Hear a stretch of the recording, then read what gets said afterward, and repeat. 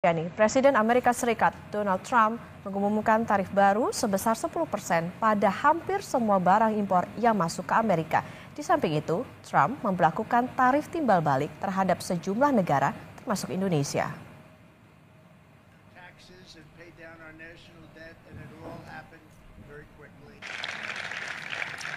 Indonesia muncul pada daftar tarif imbal balik yang diumumkan Trump pada hari Rabu waktu setempat.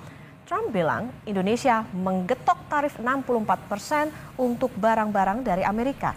Amerika mengklaim cukup berbaik hati dengan memberikan diskon setengah harga menjadi 32% terhadap barang-barang Indonesia yang dijual di Amerika Serikat. Trump bilang Amerika akan menggunakan uang yang dihasilkan dari tarif untuk mengurangi pajak dan membayar utang nasional.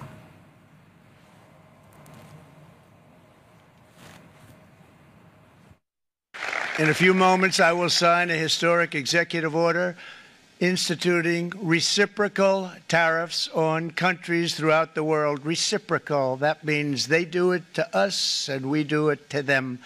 Very simple, can't get any simpler than that. We will supercharge our domestic industrial base. We will pry open foreign markets and break down foreign trade barriers. And ultimately, more production at home will mean stronger competition and lower prices for consumers. This will be indeed the golden age of America. It's coming back. We're going to come back very strongly. Bagi Presiden Amerika Serikat Donald Trump, Rabu waktu Amerika Serikat adalah hari pembebasan, hari penerapan tarif kepada mitra dagang Amerika Serikat. Kami ambil sedikit saudara perbandingan tarif dengan negara lain. Vietnam dikenakan tarif 46%, kemudian Thailand 36%, Tiongkok 34%, Malaysia 24%, dan Singapura 10%. Dunia langsung merespons perlakuan Trump. China atau Tiongkok adalah negara yang paling keras merespons Donald Trump. Tiongkok bersumpah akan membalas perlakuan Amerika yang suka-suka mengenakan tarif. Uni Eropa bilang ini adalah pukulan telak bagi ekonomi dunia. Kemudian Jepang menuding Trump dengan sadar melawan regulasi Organisasi Perdagangan Dunia alias WTO. Banyak negara yang langsung memberikan respons, namun tidak demikian dengan Indonesia yang justru membatalkan penjelasan bersama antar kementerian dan belum ada keterangan apapun.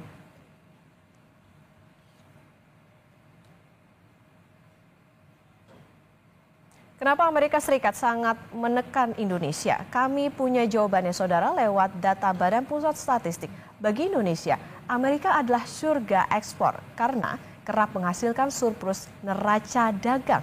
Sederhananya, Amerika banyak mengalirkan dolar ke Indonesia. Februari 2024, surplus dagang Indonesia dengan Amerika adalah 1,4 miliar dolar Amerika Serikat. Kemudian Januari 2025 naik jadi 1,56 miliar dolar dan Februari 2025 naik lagi menjadi 1,57 miliar dolar. Trump selalu meradang terhadap mitra dagang atau negara lain yang lebih banyak mengekspor barang ke Amerika, bukan sebaliknya. Perang tarif juga menjadi karakteristik sejak Trump memimpin di periode sebelumnya.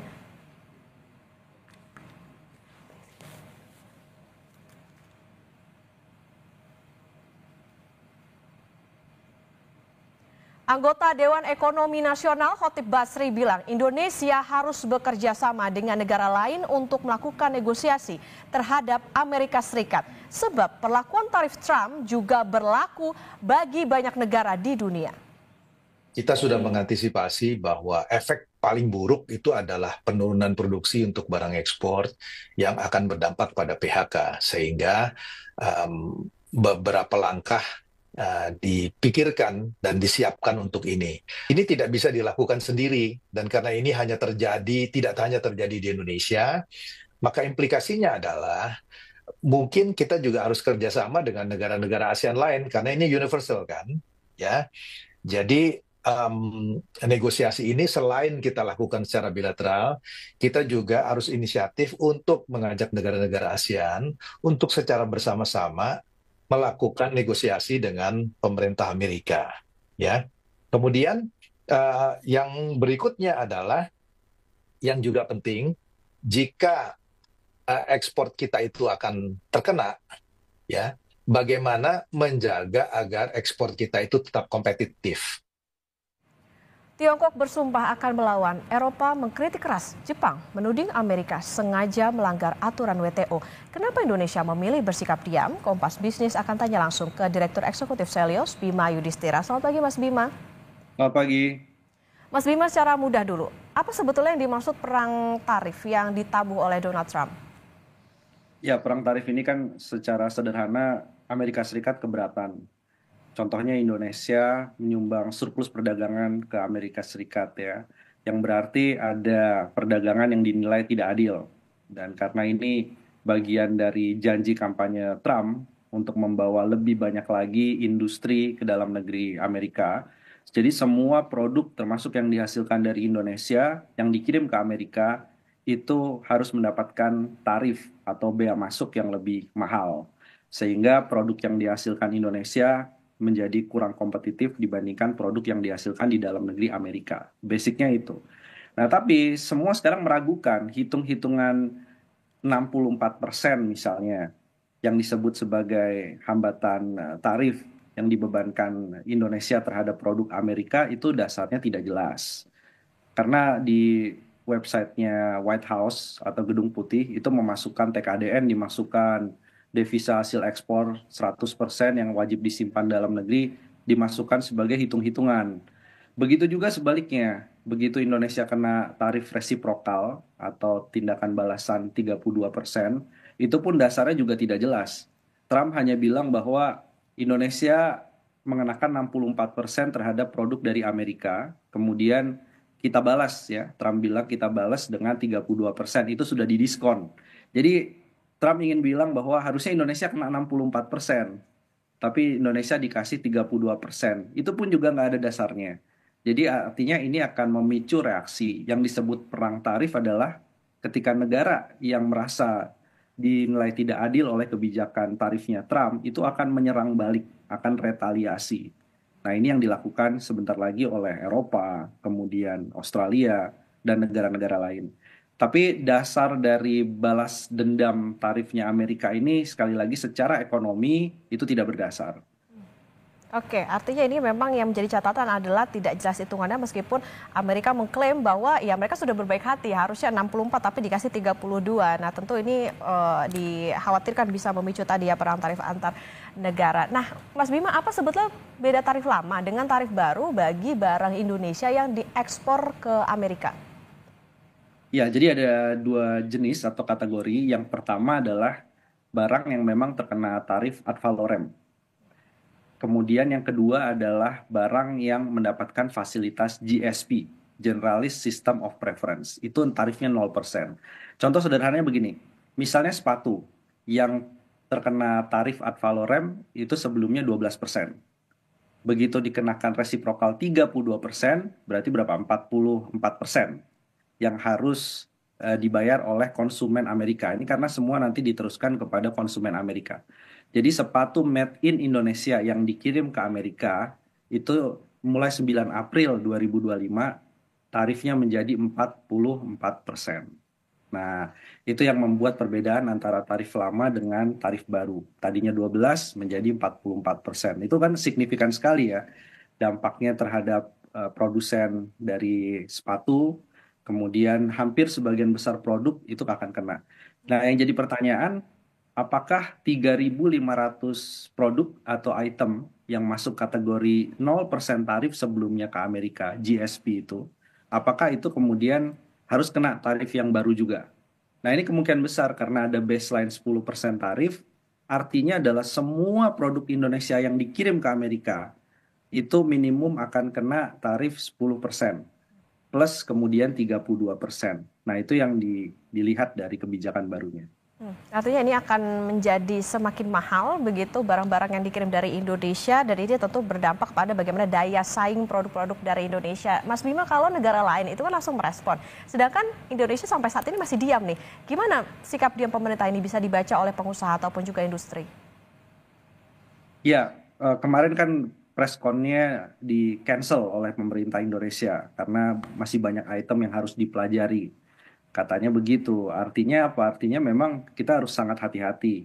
Yang menjadi pertanyaan kan begini, Vietnam yang sudah punya perjanjian perdagangan bebas dengan Amerika saja, Indonesia nggak punya tuh perjanjian perdagangan bebas dengan Amerika. Vietnam punya, itu kena tarif tinggi sekali. Nah, Indonesia ini apa yang mau ditawarkan di atas meja? Daya tawar apa yang bisa kemudian meyakinkan Trump bahwa secara bilateral Indonesia bisa diturunkan tarif resiprokalnya? Ini yang masih menjadi pertanyaan. Amunisi pemerintah untuk negosiasi dengan Trump apa?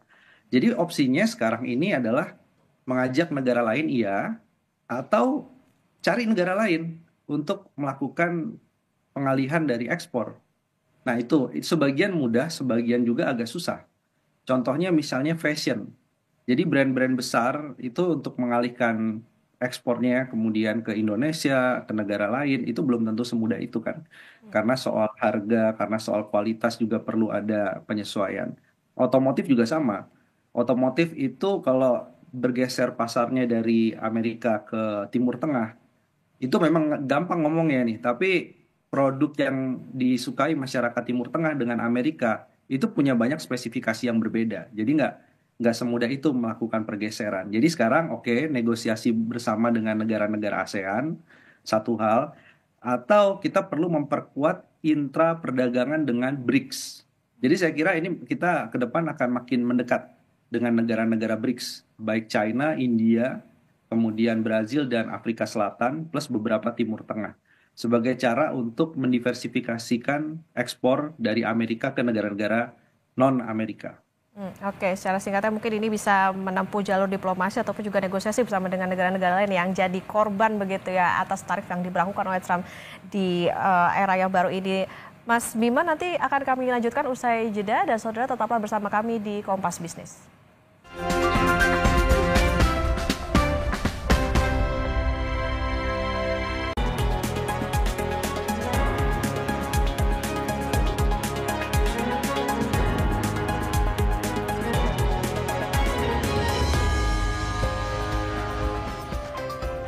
Masih di Kompas Bisnis, saudara, dan kita akan lanjutkan perbincangan dengan Direktur Eksekutif Selyos Bima Yudhistira. Mas Bima, kalau dikatakan Trump itu kan klaimnya adalah Indonesia ini selalu surplus karena berdagang di Amerika. Nah, tarif baru ini apakah bisa beresiko untuk bisa menyebabkan badai PHK? Industri apa saja sebetulnya yang beresiko kena PHK?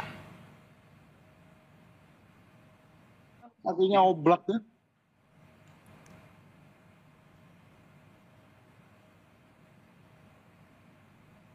Oke, Mas Bima.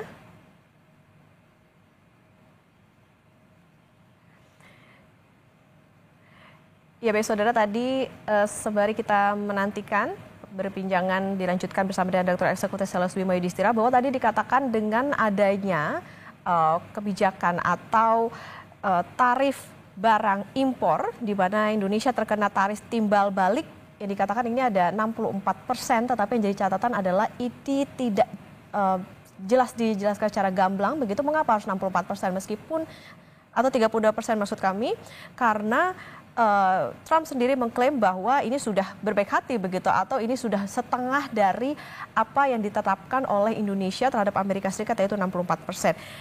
Dan juga bahwa ini bisa dikhawatirkan terjadi adanya perang tarif di mana negara-negara merasa tidak adil dan melakukan serangan balik terhadap kebijakan yang dibebankan oleh Trump. Mas Bima, sudah terhubung? Ya. Ya baik Mas Bima, jadi kenapa sih sebetulnya Indonesia selalu surplus dan tarif baru ini apakah bisa berpotensi menyebabkan badai PHK? Industri apa saja sebetulnya yang beresiko kena PHK atau berdampak paling besar karena adanya kebijakan tarif dari Trump ini? Ya, beberapa sektor misalnya otomotif itu kan juga sebelumnya dibebankan 25% tarif ya bagi kendaraan bermotor suku cadangnya yang diproduksi di luar Amerika. Sementara sektor otomotif di Indonesia salah satu yang penyerap tenaga kerja besar. Kemudian alas kaki, tadi sepatu, pakaian jadi, sampai industri minyak kelapa sawit dan elektronik. Ini adalah sektor-sektor yang paling banyak terdampak dari adanya tarif resiprokal. Dan kita bisa bayangkan Sebagian besar sektor padat karya ini sudah mengalami kelesuan dalam beberapa tahun terakhir. Gelombang PHK-nya juga cukup meningkat. Jadi ditambah dari beban tarif yang semakin besar untuk barang-barang yang masuk ke Amerika, ini akan membuat sebagai spiral doom effect namanya. Jadi ada beberapa yang menyebut sebagai spiral doom effect, yang artinya apa yang terjadi dengan perang tarif ini dampaknya akan langsung terasa bagi penurunan pemesanan order dari brand-brand internasional, khususnya pakaian jadi dan sepatu di Indonesia. Selain itu juga kita bisa melihat ya bagaimana negara-negara seperti China, Vietnam, Kamboja itu pasti akan cari pasar baru karena mereka kelebihan produksinya harus dibuang. Nah, selama ini produk-produk Indonesia itu karena kualitasnya bagus, itu kita kirim Amerika tujuannya paling besar untuk yang baju dan sepatu.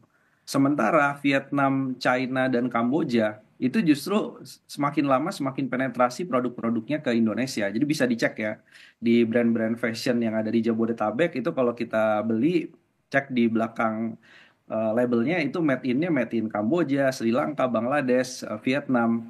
Ya, artinya ini situasi yang kurang begitu bagus. Begitu Vietnam mengalihkan ke Indonesia, maka kita pasca Lebaran akan melihat adanya banjir impor barang-barang yang harganya murah, kualitas belum tentu bagus, tapi akan membanjiri dan itu akan menekan industri domestik lebih dalam lagi. Oke, ada sejumlah sektor yang terkena ini karena situasinya lagi lesu ditambah dengan beban tarif nampaknya jadi kayak udah jatuh tertimpa tangga nih. Nah Mas Bima, apa dampaknya bagi rupiah kalau rupiah merosot sedangkan Indonesia masih impor kedelai, tepung, BBM, apa yang akan dirasakan oleh masyarakat? Ya, yang jelas rupiah ini akan mendorong imported inflation atau inflasi yang diciptakan karena biaya impor akan meningkat. Jadi sudah sentimen dari sisi pasar keuangannya negatif, memandang ya banyak sekali faktor ekonomi global bisa terancam resesi karena adanya tarif Trump, fundamental ekonomi Indonesia juga kurang begitu solid, sehingga ini kan menurunkan trust terhadap rupiah. Di satu sisi memang perdagangan akan menurun. Nah, perdagangan menurun berarti supply dolarnya juga akan berkurang. Dan ini yang membuat situasinya kurang begitu bagus ya. Bagi masyarakat tentunya biaya barang impor, elektronik, peralatan rumah tangga, AC, kulkas, TV, sampai properti. Jadi masyarakat yang mau beli properti juga salah satu concern utama mereka adalah biaya barang material yang sebagian kita masih melakukan impor. Mau kaca, keramik, itu semua akan kena dampaknya kalau rupiah terus mengalami pelemahan. Jadi view-nya ini mungkin masih dalam fase libur lebaran, tapi kita patut mewaspadai pada waktu pembukaan pasar saham, ini ada tekanan yang cukup besar yang membuat rupiah bisa menyentuh angka 17.000 sampai 17.200 rupiah per dolar Amerika. Dan itu harus diwaspadai efeknya 2 sampai 3 bulan ke depan terhadap pembentukan harga-harga barang. Karena produsen nggak punya pilihan lain kecuali meneruskan kenaikan harga ini kepada konsumen akhir. Margin mereka sudah sangat tipis. Oke, ini harus diwaspadai soal bagaimana harga-harga naik, kemudian juga tekanan ke rupiah dan juga pasar saham. Mas Bima, terakhir singkat saja, apakah tarif Trump ini bisa menyebabkan penerimaan pajak turun di tahun ini? Ya, penerimaan pajak sudah turun Januari, Februari, dan ditambah dengan adanya tekanan ekspor, tentunya efeknya akan ada penurunan penerimaan pajak yang cukup dalam. Jadi rasio pajaknya kemungkinan tahun ini hanya kisaran 9 sampai 9,5%. Jadi jauh sekali dari target pemerintah. Itu yang perlu kita antisipasi. Oke, jauh dari target pemerintah atau berada di angka 9 sampai 9,5%. Ini tentu bagaimana kebijakan yang diterapkan oleh Trump ini bisa menjadi tantangan tersendiri bagi pemerintah, terutama bagaimana merespons, termasuk juga bagaimana melakukan negosiasi dan juga bisa diversifikasi pasar. Itu tentu tidak hanya bergantung pada Amerika.